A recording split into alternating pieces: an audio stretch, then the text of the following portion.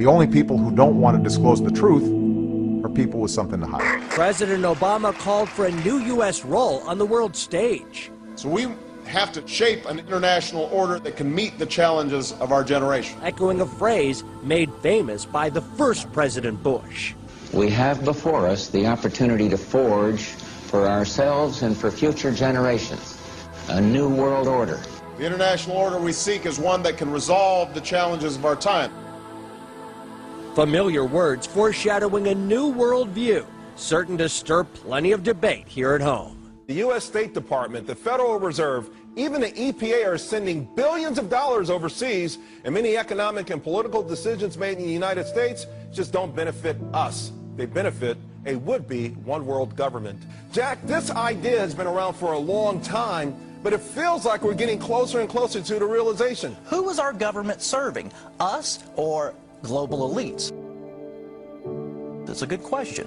It feels like there's a greater sense of urgency to get to that one-world government. Do you feel like the Obama administration may actually be hitting the gas rather than the brake pedal when it comes to this? Absolutely. I think Obama's got his foot on the gas pedal and is going full speed ahead with taking us towards a global government, and that's been the plan from the beginning. Look, this isn't a conspiracy thing, but the idea, this comes from the progressive left, the liberal internationalists in the Democratic Party, or even the neoconservatives in the GOP, they like the idea of a global government that sort of micromanages everybody, just like the big government people at home like the idea of the huge federal government that micromanages taxpayers. It's the same philosophy at work. Well, all I can say is buckle up, boys and girls, and hold on to the Constitution.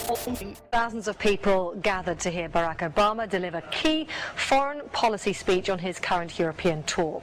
The Democratic presidential hopeful laid out his vision for America's place in a new world order, saying he was speaking as a proud citizen of the United States and a fellow citizen of the world. In this new century, Americans and Europeans alike will be required to do more, not less. Partnership and cooperation among nations is not a choice. It is the only way, the one way, to protect our common security and advance our common humanity. We had a worldview, Republican and Democratic presidents alike, from Harry Truman to George Bush. President Bush said, and it's a phrase that I often use myself, that we needed a new world order. A new world order.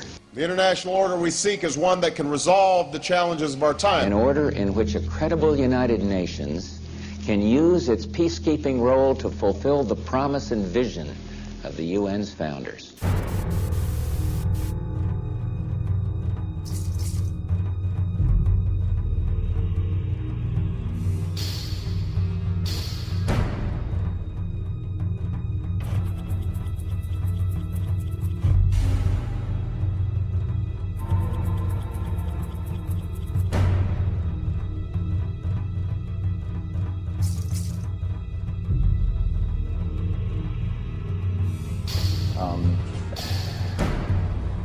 The notion of evil. We historically in the United States, maybe George W. Bush and the Republicans, just for a moment, let's just imagine that possibly they actually went to the dark side. Historically, this five-pointed star was man. And if you flipped it upside down, the upside-down five-pointed star with the goat, with his chinny chin chin and his ears and his horns, was the sign of Satan worshippers. It was a satanic star. Now, you can see on the American flag, our stars are right side up. But around the year 2000, the Republican Party changed their logo from the stars being right side up to the stars being upside down. Coincided with the coming on the scene of George W. Bush and Karl Rove. Very strange. I think they need an exorcism. When we are successful, and we will be, we have a real chance at this new world order.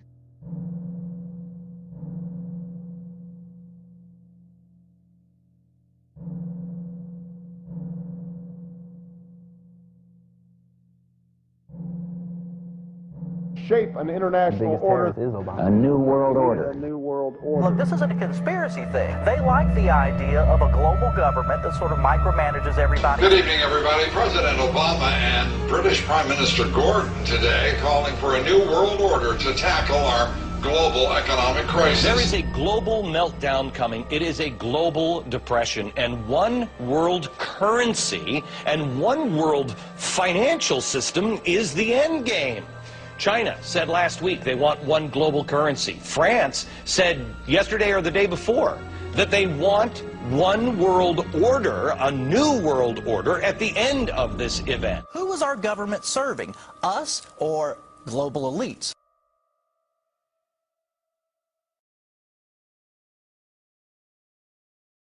Obama's got his foot on the gas pedal and is going full speed ahead with taking us towards a global government. Yes, we can. Yes, we can. Yes, we can. Yes, we can. Yes, we can. Yes, we can. Thank you, say. Thank you, say. Thank you, say. Thank you, say. Thank you, say. Thank you, say. Thank you, say. Yes, we can. Yes, we can. Yes, we can. Thank you, say. Thank you, say. Thank you, say. Yes, we can.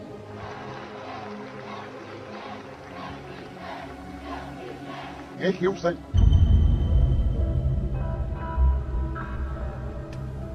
In Luke chapter 10, verse 18, Jesus said these words, "And he said unto them, I beheld Satan as lightning falling from the heavens." Jesus spoke these words originally in Aramaic, which is the most ancient form of Hebrew. Lightning, or by analogy a gleam, a flashing sword, or a brightness or a glittering, the Hebrew word is barak. The Hebrew word used in this text for the heights from which Satan fell is Bama. Bama is most commonly used to refer to a high sacred place, as well as to the heights of the heavens or the clouds. So to join in Hebrew poetry the concept of lightning or barak and a high place like heaven or the heights of heaven, the letter U, or sometimes O, the Hebrew letter Wa, would be used. So, Barak O Bama, or Barak U Bama, in Hebrew poetry would translate literally as lightning and the heights or the heavens, or lightning from the heights of the skies or the heavens. And I saw Satan as Barak U Bama. The international order we seek is one that can resolve the challenges of our time. We provided additional information today about the site of my birth. Now,